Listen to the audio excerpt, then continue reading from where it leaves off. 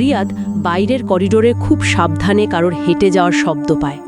শব্দটা ধীরে ধীরে কাছে আসে, একেবারে ওর দরজার সামনে এসে থামে। হ্যাঁ, আর তারপর দরজার হাতলটা নড়ে ওঠে।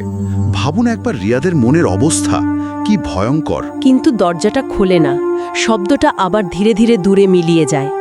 এই আসা যাওয়াটা, এই রহস্য, এটা কি ভয় দেখানোর খেলা? মনে তো হচ্ছে তাই, কারণ এর ঠিক পরেই তো আরও ভয়ঙ্কর একটা ঘটনা ঘটে। এক মহিলার গলা ছিঁড়ে বেরিয়ে আসা প্রচণ্ড আতঙ্কের চিৎকার শোনা যায়, এত তীব্র যে কিন্তু সেটাও হঠাৎ করে থেমে যায়, একদম নেস্তেস্তিভাবে। ঠিক এই আকস্মিকতা, চিৎকারের শুরু এবং শেষ দুটোই খুব অস্বাভাবিক লাগছে। এটা সাধারণ কোনো ঘটনার প্রতিক্রিয়া বলে মনে হয় না, বরং মনে হয় রিয়াদের স্নায়ুর ওপর চাপ বাড়াতেই এই শব্দটা তৈরি করা হয়েছে, উদ্দেশ্য প্রণোদিত। উদ্দেশ্য তো আরও পরিষ্কার হয়ে যায় একটু পরেই। পায়ের শব্দটা আবার ফিরে আসে, এবার আরও দ্রুত, যেন প্রায় ছুটে আসছে। দরজার সামনে এসে থামে শব্দটা, আর এবার দরজার নিচ দিয়ে একটা সাদা কাগজের টুকরো ঠেলে দেওয়া হয় ঘরের ভেতরে। রিয়াদ অনেক কষ্টে হাত বাঁধা অবস্থাতেই কোনো মতে নিচু হয়ে ঠোঁট দিয়ে কাগজটা ধরে, উল্টে দেখে তাতে টকটকে লাল কালিতে লেখা, তুমি দাওম, ঘড়ি থামলে মানে next you when the clock stops. সোজা কথায় পরবর্তী তুমি, ঘড়ি থামলেই। এই বার্তাটা কিন্তু সাংঘাতিক। আগের যে ভয়গুলো ছিল, মানে অস্পষ্ট আতঙ্ক, সেগুলোকে এটা একটা সুনির্দিষ্ট বিন্দুতে নিয়ে আসছে। এটা এখন আর শুধু অজানা ভয় নয়, এটা একটা শর্ত দেওয়া মৃত্যু পরোয়ানা। ঘড়ি থামলেই তুমি শেষ। আর দেখুন, একটা সাধারণ দেওয়াল ঘড়ি, সেটাই হয়ে উঠছে ওর মৃত্যুদণ্ড কার্যকর হওয়ার কাউন্টডাউন টাইমার। মনোবিজ্ঞানে এটাকে আমরা বলি অ্যাঙ্কারিং, মানে একটা সাধারণ জিনিসের সাথে চরম ভয় বা আশঙ্কার সংযোগ তৈরি করা। এখানে ওই টিকটিক শব্দটাই যেন জীবনের স্পন্দন, আর তার থেমে যাওয়া মানেই মৃত্যু। ঠিক তাই। আর এই বার্তার পর রিয়াদের কাছে ওই ঘড়ির সাধারণ টিকটিক শব্দটাই যেন বহুগুণে বেড়ে যায়, অসহ্য মনে হতে থাকে, যেন কানের ভেতরে কেউ হাতুড়ি পেটাচ্ছে। তারপর হঠাৎ করেই শব্দটা কেমন অনিয়মিত হয়ে যায়, ঠিক লম্বা একটা গ্যাপ, ঠিক আবার দীর্ঘ নীরবতা, এবং শেষে পুরোপুরি থেমে যায়। টিকটিক বন্ধ, ঘর একদম চুপ। এই থেমে যাওয়ার প্রক্রিয়াটাও কিন্তু লক্ষ্য করার মতো, ধীরে ধীরে অনিয়মিত হয়ে থামা। এটা তাৎক্ষণিক আতঙ্কের চেয়েও বেশি কষ্ট দেয়, কারণ এটা ভুক্তভোগীকে আশা আর নিরাশার দোলাচলে রাখে। এই বুঝি আবার শুরু হলো? না, হলো না। এই বুঝি শেষ? হ্যাঁ, এই যে বিলম্বিত আতঙ্ক, মানে প্রলংড অ্যান্টিসিপেশন, এটা স্নায়ুর উপর সাংঘাতিক চাপ ফেলে। শিকারকে নিয়ে শেষ মুহূর্ত পর্যন্ত খেলা করা আর কি। ঘড়ি থামার পর যা ঘটে তা আরও অদ্ভুত। দরজার তালা ভাঙার একটা বেশ জোরালো শব্দ হয়, কড়কড় করে। ঝনঝন শব্দে দরজাটা খুলে যায়। রিয়াদ তো ভয়ে চোখ বন্ধ করে ফেলে, ভাবে এই বুঝি কেউ ঢুকলো। কিন্তু কেউ ঢোকে না। না, তার বদলে নাকে আসে একটা হালকা মিষ্টি গন্ধ, ল্যাভেন্ডারের। গন্ধটা ওর খুব চেনা। রিয়াদ খুব সাবধানে চোখ মেলে তাকায়, দেখে দরজা খোলা, বাইরে আবছা আলোয় করিডর দেখা যাচ্ছে। সে কোনো মতে উঠে দাঁড়ায়, বাঁধন আলগা করার চেষ্টা করতে করতে করিডোরে বেরিয়ে আসে। করিডরটা লম্বা, দুদিকে অনেক বন্ধ দরজা। হ্যাঁ, কিন্তু একটা নির্দিষ্ট দরজা থেকে ওই ল্যাভেন্ডারের গন্ধটা বেশ তীব্রভাবে আসছে, যেন ওটাই উৎস। গন্ধটাকে অনুসরণ করে সে। হ্যাঁ, সে ধীরে ধীরে এগোয়। দরজাটা একটু ফাঁক করা, ভেতর থেকে আলো আসছে। মনে দ্বিধা নিয়েই সে দরজাটা একটু ঠেলে, আর ভেতরে পা রাখতেই তার মুখ দিয়ে একটা অস্ফুট চিৎকার বেরিয়ে আসে। কি দেখে সে? যা দেখে তাতে শরীর ঠান্ডা হয়ে যাওয়ার মতো।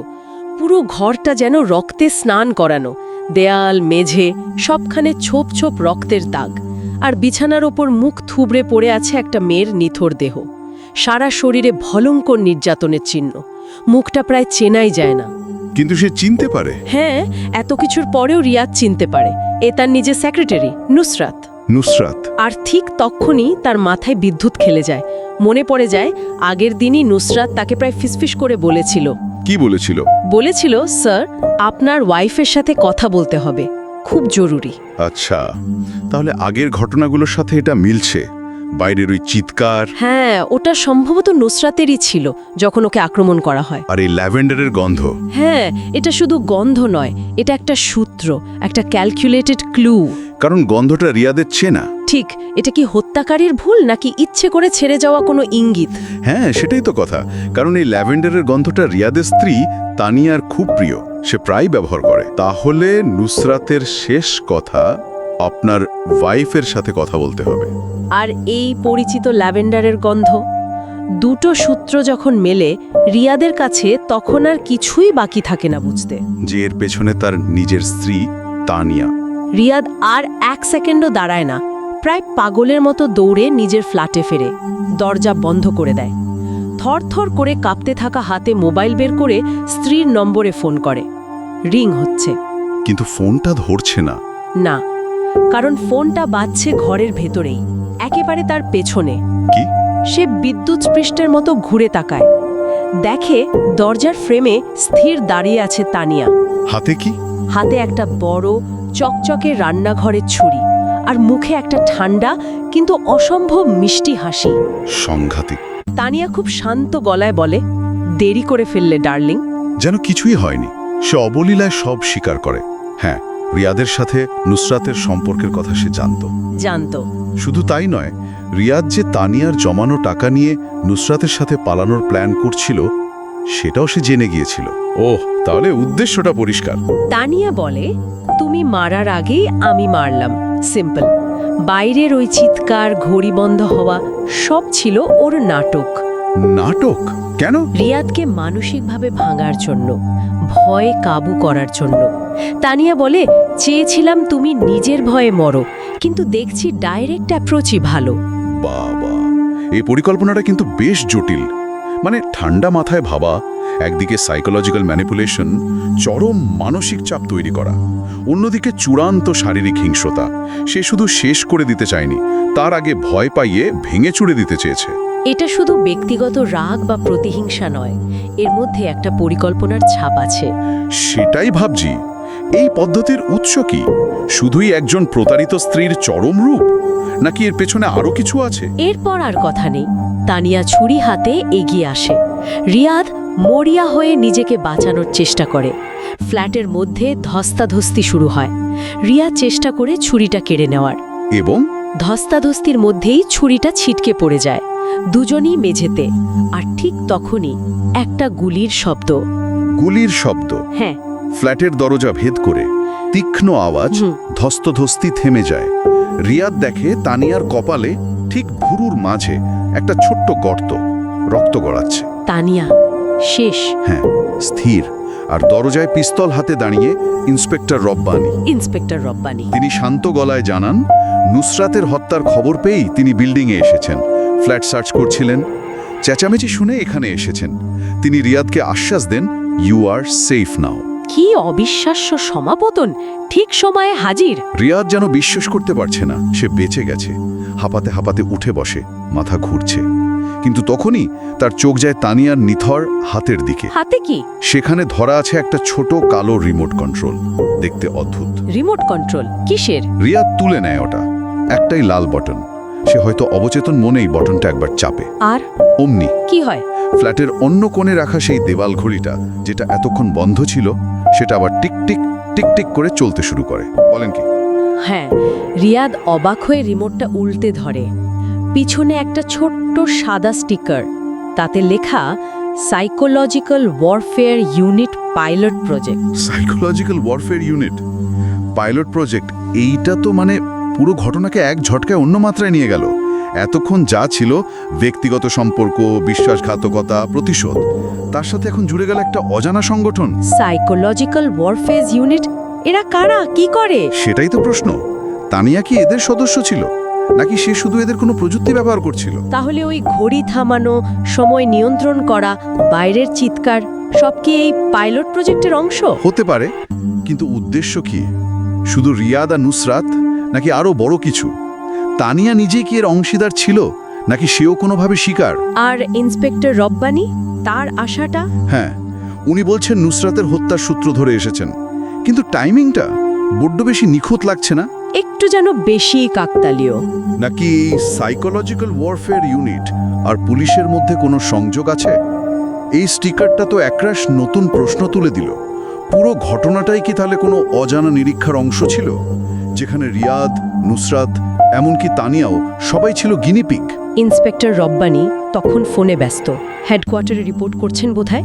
রিয়াদ তখনও মেঝেতে বসে, হাতে ওই রিমোট, কানে বাজছে ঘড়ির টিকটিক শব্দ। সে একবার ইন্সপেক্টরের দিকে তাকায়।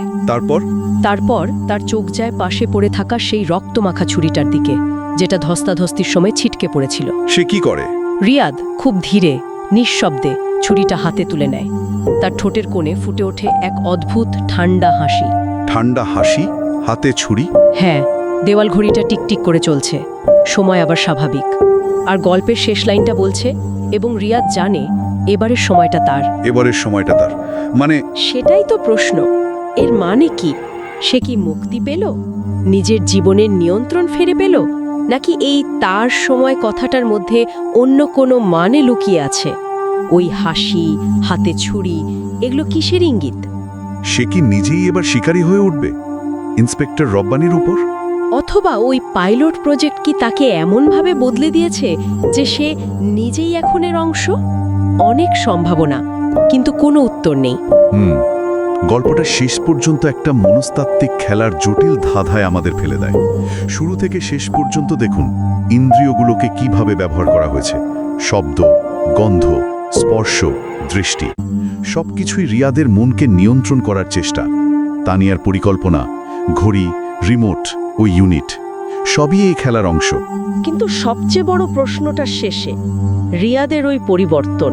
হ্যাঁ, ওই হাতে ছুরি তুলে নেওয়া, ওই শীতল হাসি, এটা কি ওর নিজের ভেতরের কোনো সত্তা, চাপা ক্ষোভ বা হিংস্রতা, নাকি এটা ওই চরম মানসিক চাপ আর আঘাতের ফল? ওই পাইলট প্রজেক্টের কি এমন কোনো পার্শ্ব প্রতিক্রিয়া থাকতে পারে যে শিকার নিজেই শিকারীর মতো হয়ে যায়? হয়তো রিয়াদ অজান্তেই সেই প্রজেক্টের এক নতুন বিলেমতিতে পরিণত হয়েছে। হতে পারে। গল্পটা এখানেই শেষ, কিন্তু প্রশ্নগুলো আমাদের ভাবাতে থাকে। বাইরের শক্তি আমাদের কতটা বদলে দিতে পারে? সময় থেমে গেলে গল্পের এই টানটান অংশটি নিয়ে আজকের আলোচনা এখানেই শেষ করছি। আশা করি গল্পের ভেতরের মনস্তাত্ত্বিক দিকগুলো আপনাদেরও ভাবনার খোরাক জুগিয়েছে।